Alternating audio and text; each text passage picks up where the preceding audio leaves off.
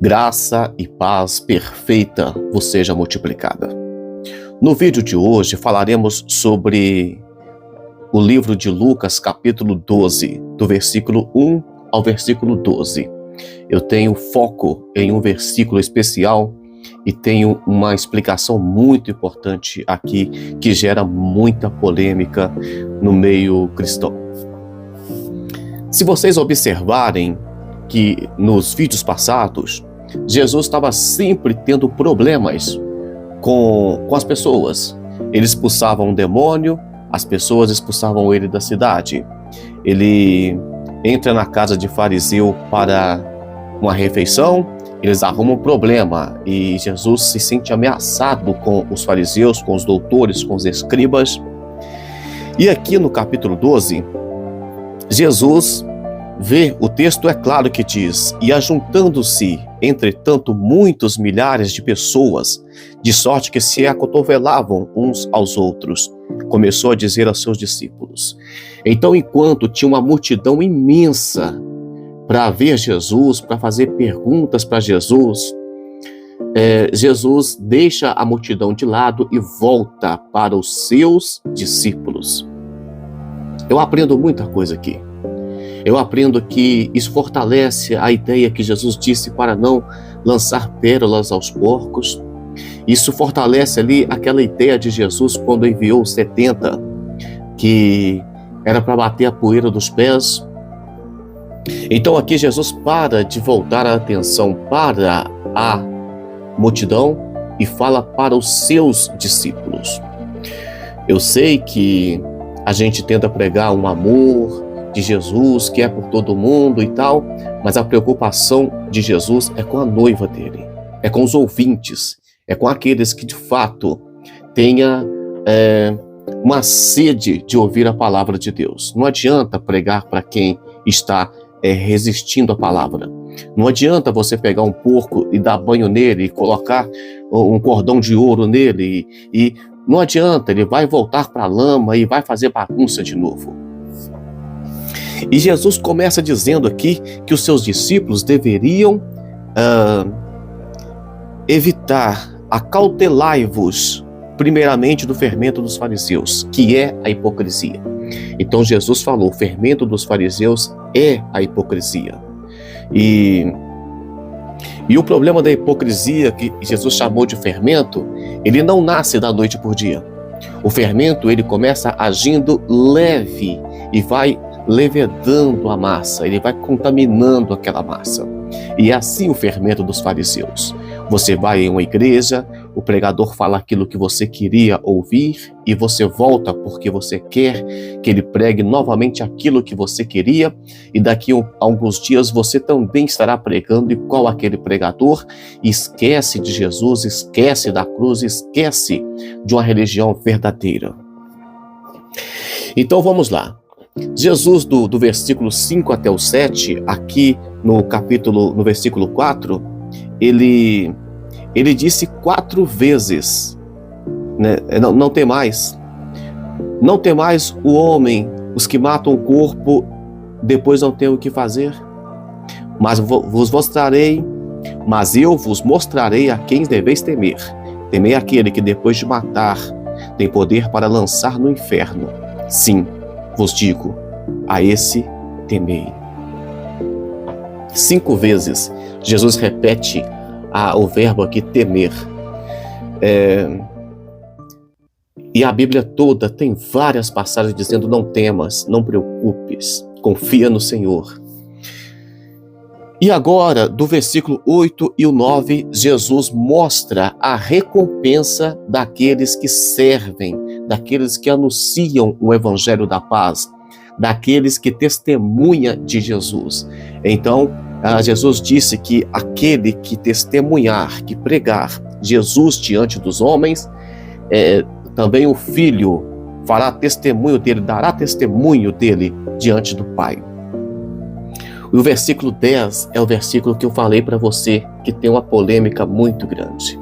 Eu já vi muitas das vezes pessoas, aliás, todas as vezes que eu ouvi alguém pregar sobre esse versículo, eles pregaram errado, todas as vezes. O versículo 10 do capítulo 12 diz que não devemos... É que você pode... Deixa eu ler para vocês aqui. E a todo aquele que disser uma palavra contra o Filho do Homem, ser-lhe-á perdoada. Então, você pode até falar mal de Jesus, ou eles podiam lá. Mas, ao que blasfemar contra o Espírito Santo, não lhe será perdoado. Então, Jesus está dizendo, olha, pode até falar de mim, mas se blasfemar contra o Espírito Santo, vocês não terão perdão. E aqui é que entra uma grande polêmica, porque eu já vi isso em igreja grande. Por exemplo, um dia anunciaram que uma irmã que blasfemou contra o Espírito Santo, perdeu a salvação, ia vindo ao testemunho dela para que as pessoas não cometessem o mesmo erro. E aquela senhora veio, chorava e tal, e eu criancinha, com a dor daquela irmã porque ela ia para o inferno, e esse tipo de coisa vai assim, enchendo a cabeça da gente. Como assim? Ela blasfemou, mas ela talvez não sabia o que estava falando, e é aqui que nós temos que servir a Deus com entendimento. Se vocês observarem aqui, tem uma fala muito interessante de Leon Morris, que vai dizer o seguinte: esse pecado não diminui o poder, a capacidade divina de perdoar, mas é o pecador que não tem a capacidade de se arrepender. Pegou a chave? Aqui não é o pecador, não é Jesus que não tem mais poder para salvar esse homem. Aqui é o pecador que não tem mais capacidade de se arrepender dos pecados. E para confirmar isso aqui, deixa eu ler para vocês uma passagem bíblica que diz assim: todo aquele que o Pai me dá, vem a mim, ou virá a mim. E todo que vem a mim, de maneira alguma eu lançarei fora. E é aqui que eu pergunto: se uma pessoa blasfemou contra o Espírito Santo, mas foi até Jesus, pediu perdão e se arrependeu, a palavra de Jesus é: aquele que vem a mim, de maneira alguma eu lançarei fora.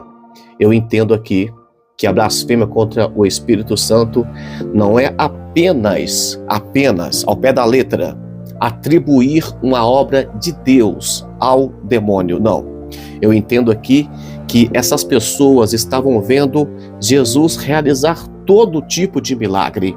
Mesmo assim, elas ficavam cada vez mais com o coração endurecido. Isso é um problema grave.